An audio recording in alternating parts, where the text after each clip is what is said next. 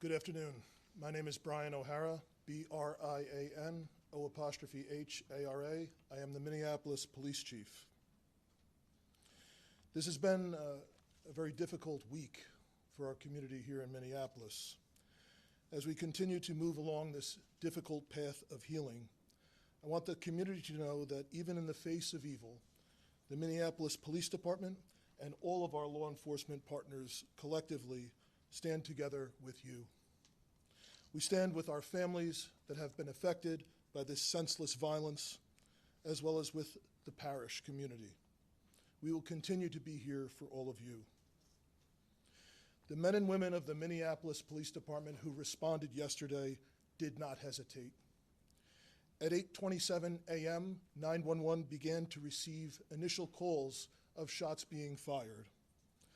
By 8:31, a Minneapolis police officer in a regular uniform with no helmet, no SWAT gear, ran into the church and was met by a parishioner who directed him towards where the gunman had been.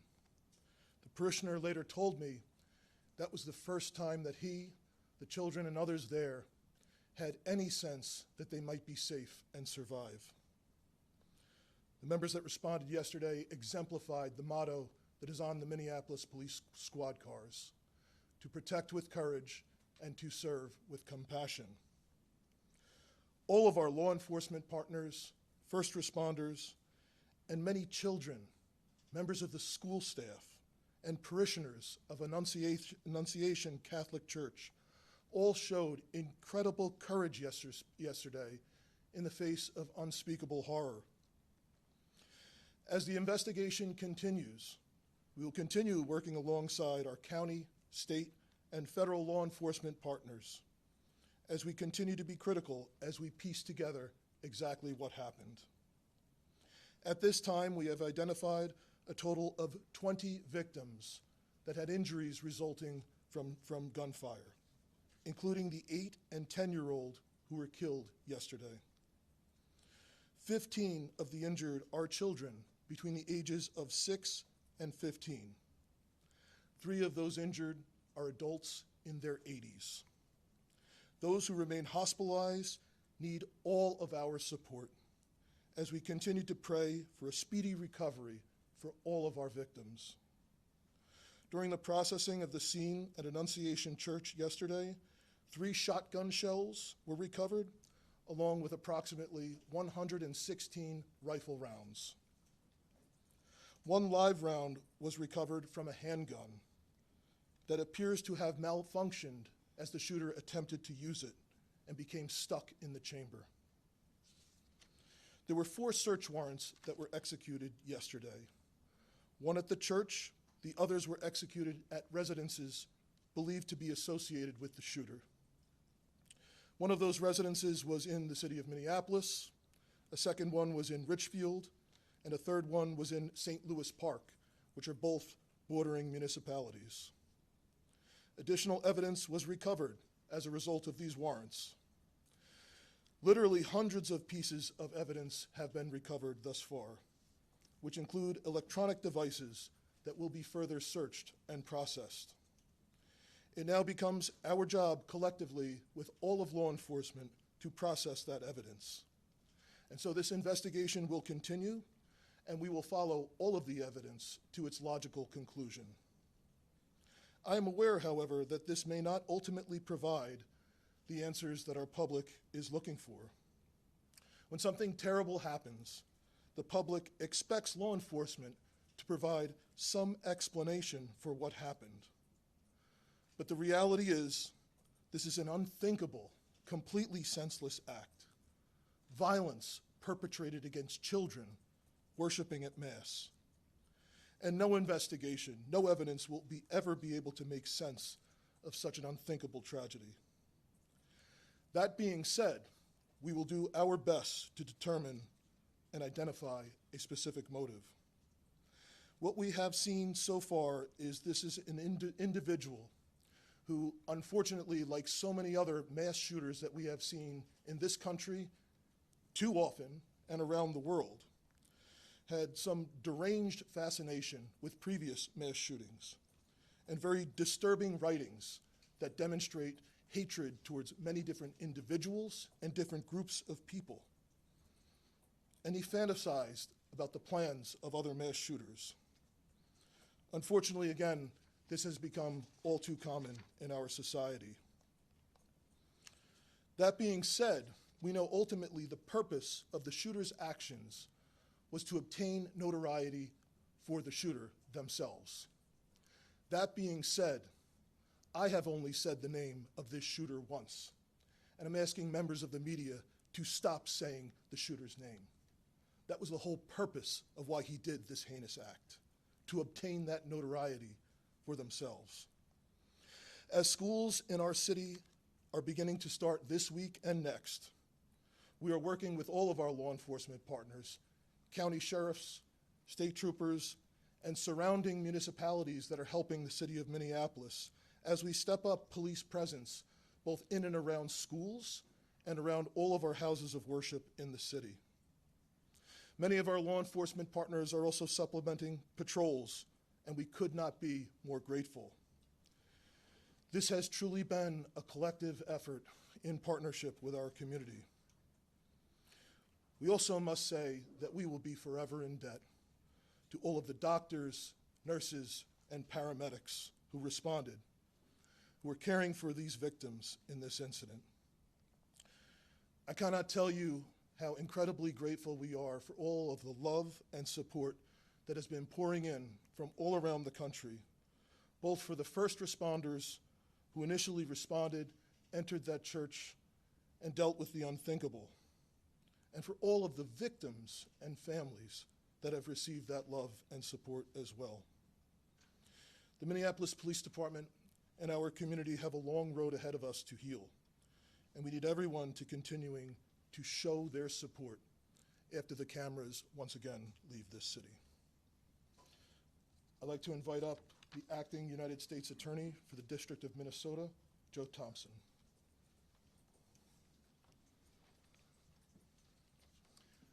Good afternoon. My name is Joe Thompson. I'm the Acting United States Attorney for the District of Minnesota. Yesterday, Minnesota was attacked. It was an attack, first and foremost, on our children and our families, an attack at a school and in a place of worship. It was also an attack on our city, our state, and our country. The U.S. Attorney's Office, the FBI, ATF, and other federal law enforcement are working with state and local partners to investigate this heinous act. Our investigation is twofold. First, we are seeking to confirm what we believe to be true, which is that the shooter acted alone and that no one else was involved, that the threat died with the shooter yesterday. We believe that to be true, but we'll leave no stone unturned to ensure the safety of our community. Second, we are investigating the motive, why and how this happened. The shooter left behind hundreds of pages of writings that describe the shooter's plan, writings that describe the shooter's mental state, and more than anything, writings that describe the shooter's hate, pure, indiscriminate hate. The shooter expressed hate towards almost every group imaginable. The shooter expressed hate towards Black people. The shooter expressed hate towards Mexican people. The shooter expressed hate towards Christian people. The shooter expressed hate towards Jewish people. In short, the shooter appeared to hate all of us. The shooter's heart was full of hate. There appears to be only one group that the shooter didn't hate, one group of people who the shooter admired. The group were the school shooters and mass murderers that are notorious in this country. The shooter idolized some of the most notorious school shooters and mass murderers in our country's history. I won't name them, just like I won't name the shooter. They don't deserve to have their names remembered. As I said, the shooter left behind hundreds of pages of writings. There is a lot to digest, and we'll know more in the coming days and weeks as we've had an opportunity to go through them. But reading them, one thing is clear. and it's going to be hard to hear, but it's important to the question of why this happened.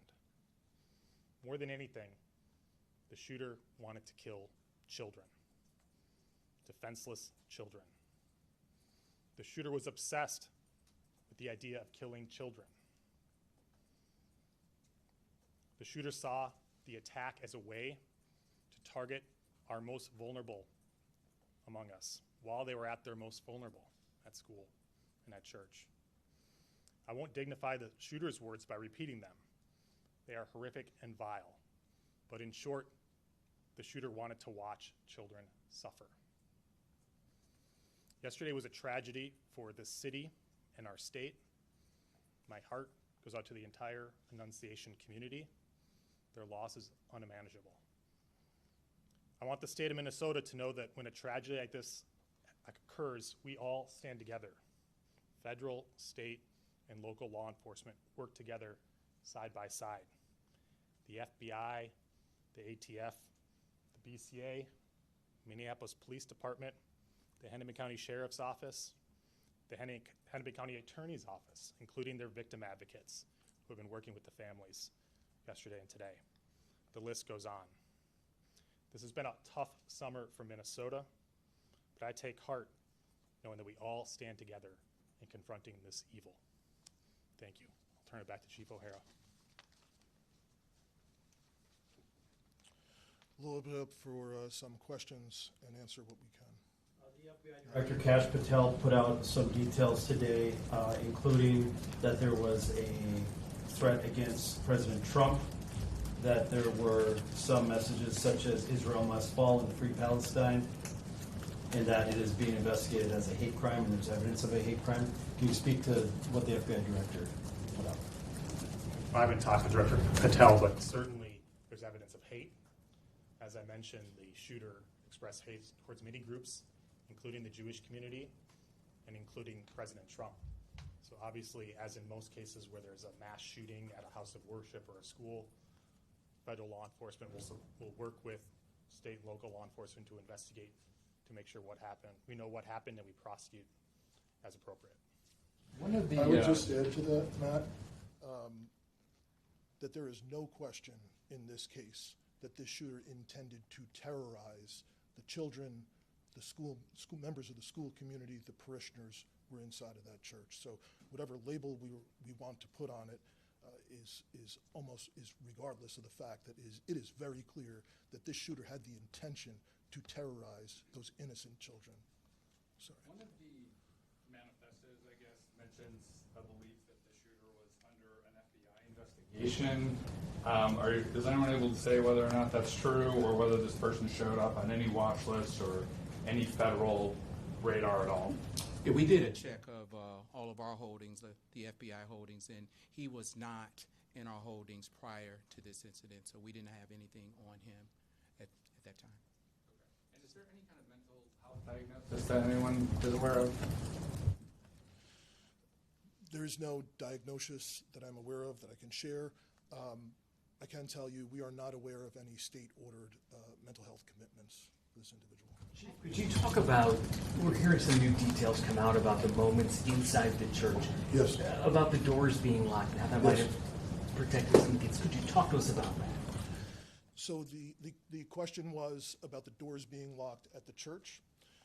Annunciation Church had a practice that once Mass began, they locked the doors of the church. This incident occurred shortly after the Mass was beginning. So there's no question that the fact that the doors were locked likely saved additional lives. At the same time, we also know that the shooter intended to barricade and did barricade the doors on the same side of the church where the shooting occurred. So what's particularly heinous and cowardly about this is these children were slaughtered by a shooter who could not see them. He was standing outside of the building, firing through very narrow church windows on the level where they would line up with the pews. And even ultimately, when he got to the rear of the church, was an entryway that's basically all glass, and fired out the window where a person could walk in, ultimately did not walk in. When you say doors were locked, is that from the inside or from the outside? Like you're inside and you can get out, but you can't get in from the outside? The question is about the doors being locked. Yes, the doors were locked intentionally by the church from the inside, and that's a practice that they had in place once Mass had begun. I know you Given noticed that. his social media postings, troubling post, admiration for previous school shooters, why was he able to obtain a weapon of that magnitude? So the question was, due to previous social media posts, why was the individual able to obtain a weapon? We have nothing in the evidence that we have acquired so far that would indicate that he is a person that he did not lawfully purchase these weapons. He did not have a criminal history. The only thing that we are aware of is a traffic ticket. He did not have any state-ordered commitments for mental health. So of everything that we have seen so far, it did not rise to the level where he would have been a person prohibited from purchasing a firearm. Can you confirm if the shooter went to the church weeks prior, and if so, how long before the shooting happened? So Uba's question was if the shooter did go to the church weeks prior. We cannot specifically confirm that at this time, but that is obviously a part of the investigation. Even though they're all about his connection to the church and school. Yep. So the question was the connection of the shooter to the church and school. We do know that the shooter did attend Mass there previously. The shooter did attend school, and the shooter's mother was an employee of the parish previously for some time. So obviously there is a connection between that shooter and this particular parish and this school there. Chief, what can you tell us about the 20th victim that you mentioned, another victim you mentioned today? How is that child doing? So there's one additional child that was injured by gunfire that we weren't aware of at the time of the last briefing. They were transported by private vehicle to a hospital outside of the city, and the report was actually made to police after they had been treated and released. So the injuries to the children range from, in this case, as you'd call like a graze wound from gunfire, all to, again, some very serious life-threatening injuries. We have some victims that have been released by the hospital at this time. We anticipate perhaps a few more today, but we still have some victims who are very seriously injured and in critical condition. Even though there's no criminal record, even though there's no criminal record, have been able to find any police contacts where there was odd behavior, maybe that didn't rise to the level of a crime, but in any jurisdiction that's come up? So the question was police contacts with odd behavior. There's nothing in Minneapolis where we did not have previous police contacts with him. Is there anything more you can say today on the name change issue? I know that yesterday you didn't confirm that, but I know it's out there. Is there anything more you can reveal just about? So the question was about the shooter's name change. We are aware that a few years ago, I think 2019, the shooter did have their name changed. We can confirm that, yes. I know Lou kind of asked it, and the FBI spokesperson talked about it too. Had any law enforcement you found made contact with the shooter's family previously to what happened yesterday? I can try. For everybody, I'm Drew Evans, Superintendent of the Minnesota Bureau of Criminal Apprehension. It depends on specifically what you're asking. We're aware of some reports in the past. We are gathering those reports now. There will be additional information that we'll be able to share down the line. But as the chief noted, and we think what is important in this and related to the question, this individual was not arrested for anything that would prohibit them from being able to purchase a firearm. There is not substantive police contact with this individual that would have raised concern to the level that would lead us to believe this sort of a situation would happen today. The social media, in terms of your question for that, just to be clear, the level set for everybody, there is a specific criteria in terms of how an individual can purchase a firearm legally in Minnesota. If those posts and information, I'll share it for everybody that we want to know going forward, this obviously is a terrible tragedy. We need the help of the public and everybody else if there's concerning social media behavior by anybody, or that there's concern in their community that they are contacting their law enforcement so that we can adequately address that in the process. That did not happen in this case. In terms of the evidence found with the search warrants, were you able to recover additional guns, and if so, were those registered and also legally purchased? So the question was, in regard to the search warrant, were additional weapons recovered? The answer is no. Only the 3 weapons that were recovered at the scene, a .556 millimeter rifle, a shotgun, and a pistol, and all 3 were used during this incident. Chief, any history of gun training? Because the shooter seemed fairly accurate. We're not aware of, at this time, any history of gun training. In the evidence that you have recovered, has the shooter expressed any grievance against that particular church? So the question was any specific grievance against the church. We mentioned there is a connection to the parish, a connection to the school, but we have not identified a triggering event or a specific grievance against the church that you could point to say this is the reason for why this happened. Chief, I just want to clarify something you said. Did you say that the shooter attended Mass in the weeks before the shooting? I did not say that. So the question was, did the shooter attend Mass in the weeks before? We know that previously the shooter had attended that parish and had attended that school when they were younger. Is there anything, any evidence that this person was radicalized or part of some online groups or anything like that that would have inspired this behavior? Yeah. So the question was if the individual was radicalized, I guess, for a specific cause or a part of some online groups. And the answer is no, we have not found evidence of that, other than, again, just this fascination in general with many, many different previous mass shootings, mainly in this country, but also some from around the world. Chief, any evidence to indicate why this particular church, just to kind of follow up on what others asked, why this particular church was chosen as the target and not somewhere else? So Matt's question is the question, why this particular church? And other than the obvious, which we have said, the connection to being from that church, being from that school, mom having worked there, we have not found a specific trigger for why to target the children at this church. On that note, though, did the shooter seem aware that there was going to be this mass at this time, that the kids would be there at that time? So other than the obvious that they showed up and shot. Yeah. So the question was, did the shooter was the shooter aware of this mass at this church? The answer would be yes. This was a daily mass, but this was special in that the children were attending to celebrate the first week of school, the beginning of a new school year. Chief, are you able to give us an update? I know we heard this from HCMC this morning on the injuries. Who's hospitalized, how many, severity, and you did mention that you expect some other kids to be released today. So the question was total number of victims who remain hospitalized. I do not have information that would have to come specifically from the individual hospitals. Again, I know that some victims have been released, and I believe HCMC mentioned at their press conference earlier that they anticipate a couple more may be released today. But I know both at HCMC as well as Children's Hospital that there remain patients who are in critical condition. Chief, you've had more than 24 hours to kind of absorb this and kind of process this. Your thoughts on this as we kind of move forward where we are right now? So the question was, over the last 24 hours, for my thoughts on where we are and moving forward. I think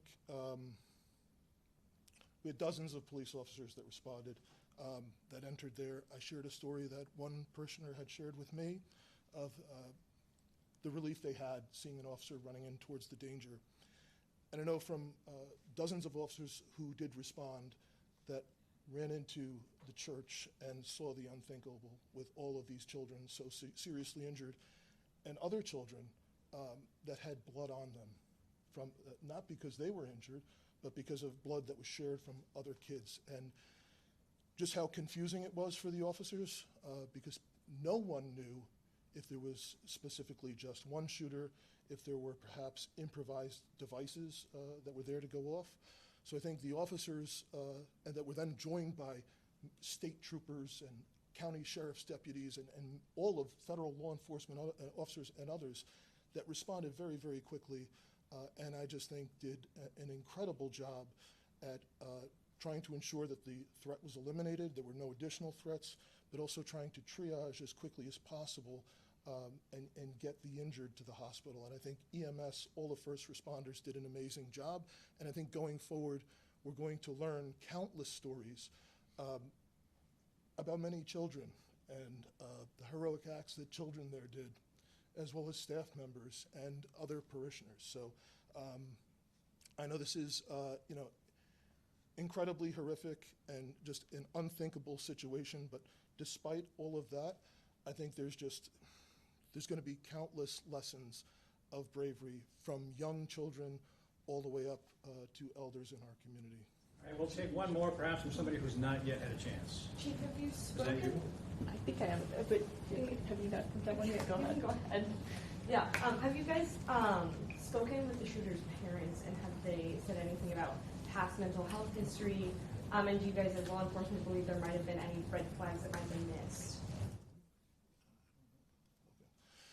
So the question was, have we spoken to the shooter's parents, and if there were any red flags that may have been missed? I know there were dozens of interviews that have been conducted with relatives, friends, associates of the shooter, as well as people, obviously individuals, witnesses that were present at the scene yesterday. I know we have not been successful in talking to the shooter's mother yet at this time, but there continue to be efforts made to get that done. So you want to talk to the father? I cannot confirm that. I don't know. There's been. You have. Okay. Did he live alone, or did he live with his father?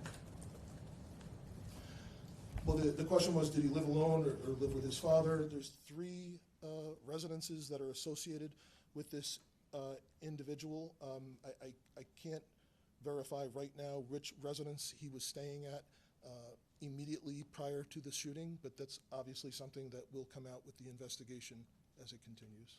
Just out of curiosity, what was your question? Oh, can you say how long the shooter attended the school for, like what grades?